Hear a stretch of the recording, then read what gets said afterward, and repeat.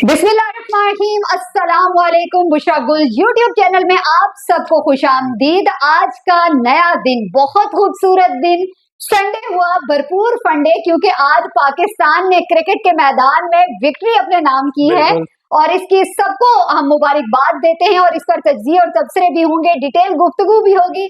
लेकिन इसके साथ साथ चूंकि चैंपियंस ट्रॉफी पर भी बात की जा रही है, उस हवाले से भी नई खबरें सामने आई हैं, तो उस पर भी गुफ्तगू की जाएगी। सरमद अहमद के तज्ज़िये और तबसरे हमारे साथ रहेंगे इस प्रोग्राम में और अपने प्रोग्राम का बाकायदा आगाज करते हैं। सबसे पहले पाकिस्तान की जीत, सरमद आप क्या कहेंगे कि इस जीत का सेहरा किसके सर जाता है?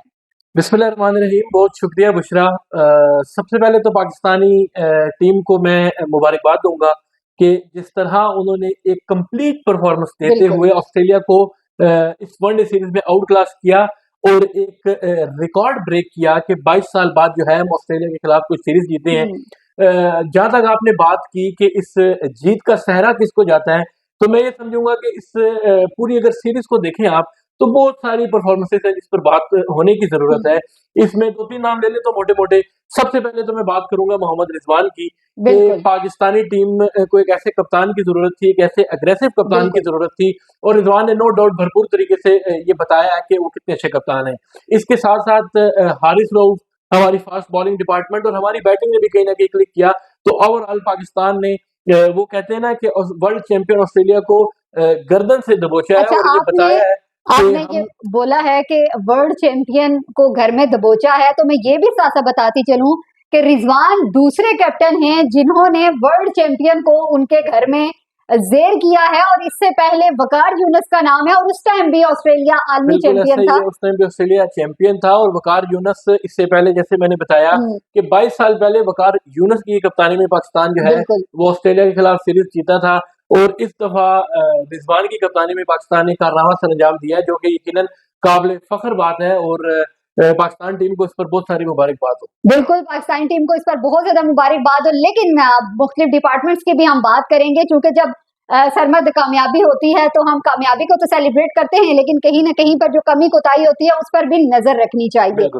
पहले बात करेंगे, जो मेरी ऑब्जर्वेशन है, मैं ये कहूंगी इन तीनों वनडे में आउट क्लास हमारी बॉलिंग रही है और मैं सबसे ज्यादा क्रेडिट जो है कैप्टन की परफॉर्मेंस के बाद बॉलिंग को दूंगी कि जिस तरीके से उन्होंने चाहे डिफेंड करना हो चाहे चेजिंग की तरफ जाना हो, किस तरीके से हमारे बॉलर्स की प्लानिंग होती है, फास्ट बॉलर खास तौर पर उन्होंने जो किया है, कमाल की परफॉर्मेंस। देखिए, अगर आपको एक चीज याद हो ना बुशरा, तो हमने ऑस्ट्रेलिया में ही इंग्लैंड के खिलाफ खेला था वर्ल्ड कप का फाइनल। बिल्कुल, उस फाइनल में भी हमने इंग्लैंड को बिल्कुल तकरीबन, वो कहते हैं ना कि गर्दन से दबोच दिया था। ये बात बताने का मकसद ये है कि हमारी जो फास्ट बॉलिंग है, नो डाउट की ये one of the best bowling है। हमारे पास जो बॉलर्स हैं वो 140 प्लस वाले बॉलर्स हैं। और ऑस्ट्रेलिया में हमने ये बताया, अगर आपको याद हो, कि जब पहले वनडे में कामरान गुलाम को एक पैट कमिंस ने बाउंसर किया, उस पर आउट हुए। इस पर कमेंटेटर ने कहा कि इट्स नॉट मुल्तान बेबी। तो उसके बाद मैं ये समझता हूँ कि पाकिस्तानी बॉलर्स ने ये बताया कि इट्स नॉट आईपीएल बॉलर। तो इस पर जो है ना बड़ा भी काफी बनी है, आज सोशल मीडिया पर काफी चमक दमक रही है। चमक दमक रही है। तो ये पाकिस्तानी बिल्कुल जवाब देना जानते हैं और पाकिस्तानियों ने भरपूर तरीके से जवाब दिया। क्या हारिस रऊफ है, शाहीन है, या शाह या हसनैन है, तमाम ने आउट क्लास किया और वाकई ये बताया कि इट्स नॉट आईपीएल बॉलर्स। और अच्छा सरमद, मैं साथ साथ ये भी कहूंगी कि हमारे तमाम प्लेयर्स की जो बॉडी लैंग्वेज थी वो बहुत जबरदस्त नजर आई है कि आज लगा कि जिस तरह एक प्रोफेशनल प्लेयर्स को अपनी गेम को एंजॉय करके खेलना चाहिए, आज उस तरह से पाकिस्तानी प्लेयर्स की परफॉर्मेंस हमें बिल्कुल, इसमें कोई शक नहीं है। और बात हमने कल भी व्लॉग में की थी कि पाकिस्तान के पास एक सुनहरी चांस है और एक मोमेंटम है।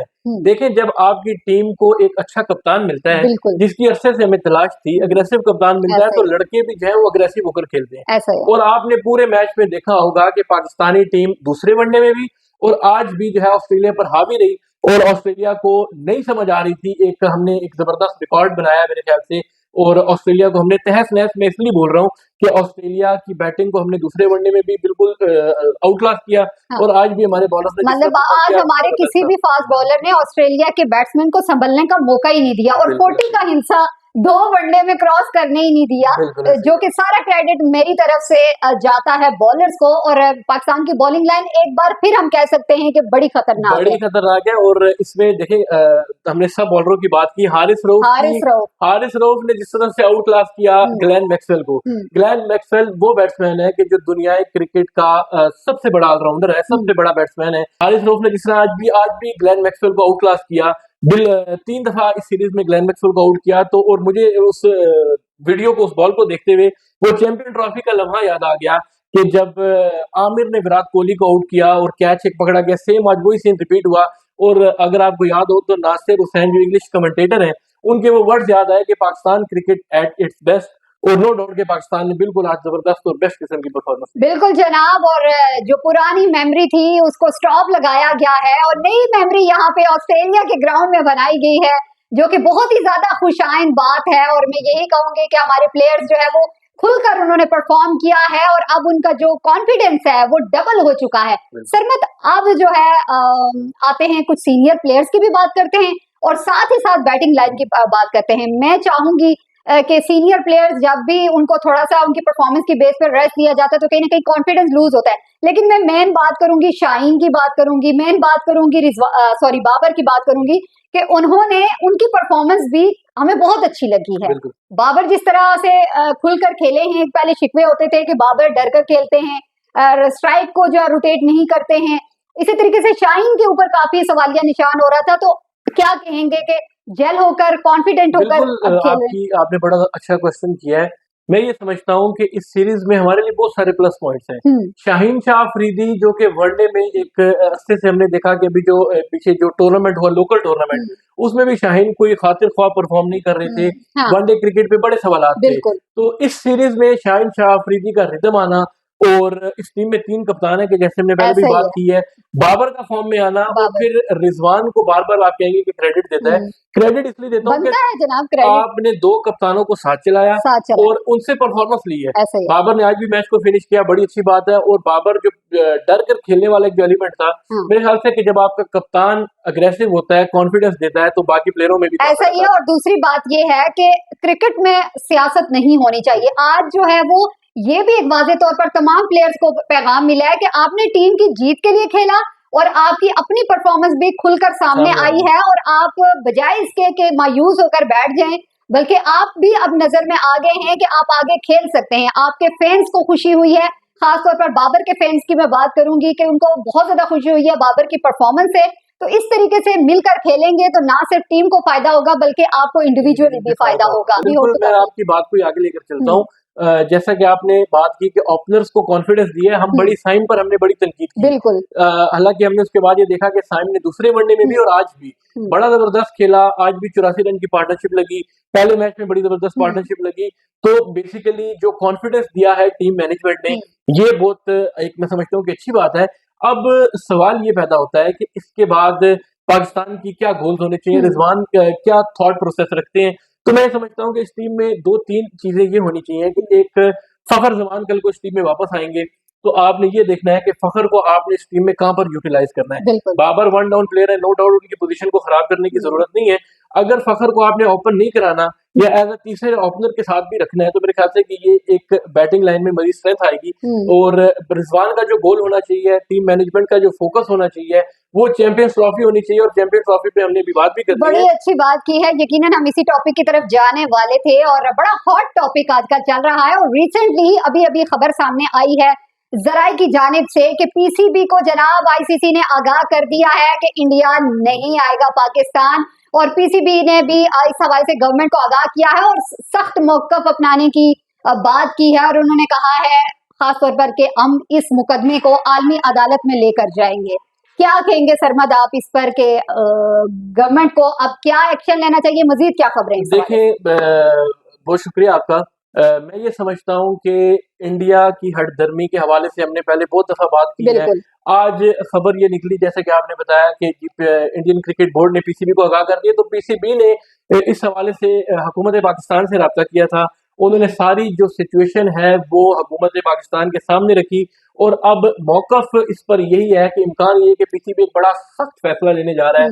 ऐन इम्कान यह है कि पीसीबी आली अदालत से भी रुजू कर सकता है और इस चीज की बार बार बात की जा रही है कि पीसीबी किसी किस्म के न्यूट्रल वैल्यू पर या हाइब्रिड मॉडल को नहीं अपनाएगा। तो एक चीज ये भी सामने आ रही थी कि पाकिस्तान आईसीसी चैंपियंस ट्रॉफी से भी दस्तबरदार हो सकता है, ये खबर सामने आई। तो देखिए, अगर इंडिया हमारे साथ नहीं खेलता तो इसका जो रेवेन्यू है वो इंडिया को भी जनरेट होता है, जो है ना, इंडिया पाकिस्तान के मैचेस का, तो डेफिनेटली इंडिया को भी नुकसान होगा। बहरहाल अब इंडिया आता है नहीं आता ये एक इटसेल्फ सवाल जरूर है, लेकिन ताहाल जो खबर है वो ये है कि इंडिया पाकिस्तान जो है वो उन्होंने मना किया आने से। बिल्कुल जनाब, और इंडिया पाकिस्तान में ना आने की बातें बार बार कर रहा है, अब तो वाज़े तौर पर भी कर चुका है।